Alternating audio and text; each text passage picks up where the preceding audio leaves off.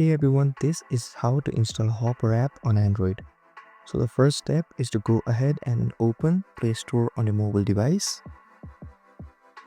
And after opening Play Store, you'll see three options on the bottom of your screen. Simply go ahead and tap on the search button on the bottom right corner of your screen. Then you'll see a search bar at the top of your screen. Simply tap on it. Then go ahead and search Hopper. After you search Hopper, you'll see an option where there are 10 million plus downloads and it has a rabbit in its logo.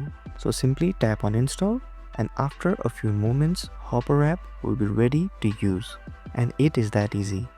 Now you guys know how to install Hopper app. If you guys enjoyed and this video helped you, don't forget to like, share and subscribe and hit that notification bell so you don't miss any of our videos. Thank you so much, and I'll see you guys in the next video.